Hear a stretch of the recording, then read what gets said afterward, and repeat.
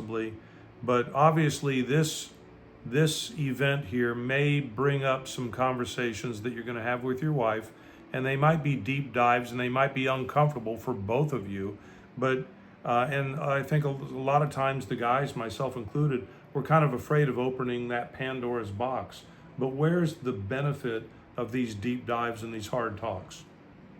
Well, conversation with your wife or future wife aren't game plans or a playbook or something like, give me 10 conversation starters. He's tried that one too when we go on date nights. What was your first Puppy album that you dog or bought? whatever, Something, yeah. whatever.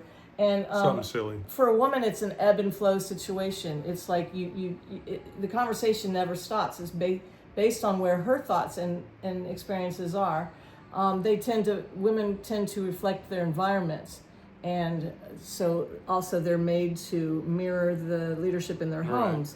So the best way, I think, a resource is a good way to get a conversation started, because it is scary. I know it's scary for the man and it's scary for us too, but if you, like we did, Dave's giving you all resources or a book, ask him for some more things, and then read that book, have an established time, however many times a week or once a week you want to do it. First of all, a woman needs to connect every single day, not once on a date night a week. Every single day. That doesn't mean she needs to have a 4-hour conversation, but she needs to connect.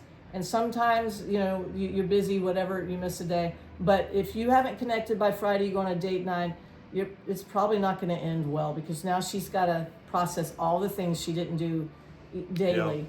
So, but a resource is a good idea. Yeah.